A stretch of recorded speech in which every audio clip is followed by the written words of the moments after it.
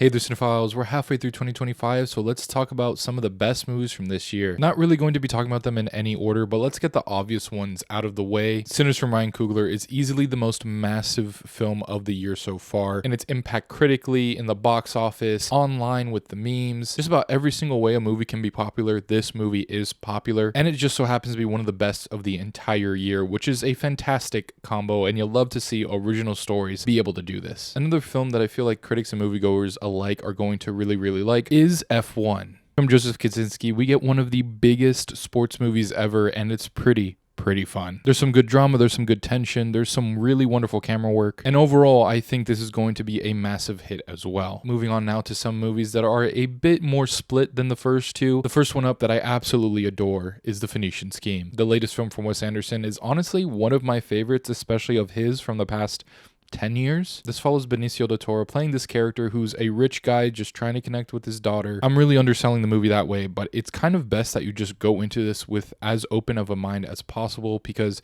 it is both so touching and hilarious and just visually amazing. I unfortunately already think it's one of his most underrated movies because there is a split among the people who see it, but for those that really get it, it's just fantastic. Another movie that I really love from a director that I admire is The Materialists. This one has a split reaction online as well, which is kind of insane, but I honestly think it's one of the most well-written movies of the entire year so far. Its characters are much deeper than meets the eye. Like its themes, it goes so deep, and Celine Song is honestly a genius. Just everything on a technical level as well, this movie does an A+ job on, and I think with some more time away from it and from its marketing, I think more people are going to appreciate it and fall in love with it just like I did. Getting into some other movies that have split its audiences, but not quite to the same level as the last two films I mentioned. The first one being up is 28 Years Later.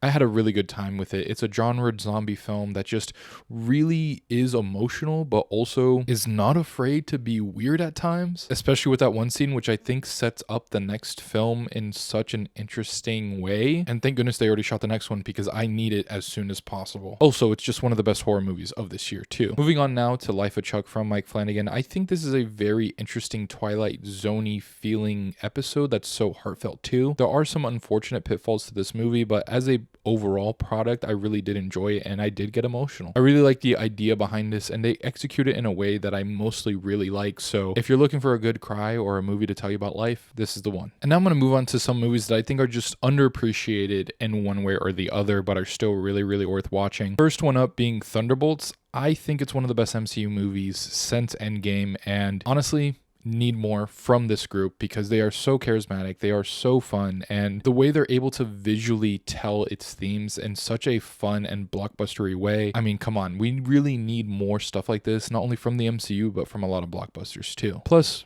Florence Pugh is amazing, as always. Next up is a movie that I feel like just kind of came and went and no one's really talking about it anymore, and that's Mission Impossible: The Final Reckoning. This was honestly a blast. It's not nearly perfect, but it was a fun time, and even though it's a film that didn't quite reach its potential as a final film of a franchise, I still think offers a lot for the average moviegoer. I mean, some of these stunts I'm going to be thinking out for years on end, especially the plane sequence. And speaking of movies that came and kind of were quickly forgotten, Mickey 17. Robert Pattinson has a wonderful performance in this, and it's a Bong Joon-ho movie, which I feel like we've been waiting for years for, and now everyone saw it and thought it was decent enough, but then moved on from it, which kind of is sad. It's not the best thing in the world, and it's not even Bong Joon-ho's best movie, but I really do like a lot of it. Robert Pattinson, again, really great in this, and overall the acting was very well done. The visual style I thought was really impressive, especially with a lot of the grays and whites in here that can easily make a movie just not look as good as it could, and it was a fun enough story too. Another movie that was just kind of quickly forgotten as soon as it came out was Black Bag. From Steven Soderbergh, you get this Mr. and Mrs. Smith-esque movie starring Cate Blanchett and Michael Fassbender, and it's shot very well. Think about it now, I probably should have this higher on my rank list, but I definitely need to rewatch it because it was so underappreciated, and I do think it's a really good movie. And finally, one of the movies that has just been so underseen, Freaky Tales.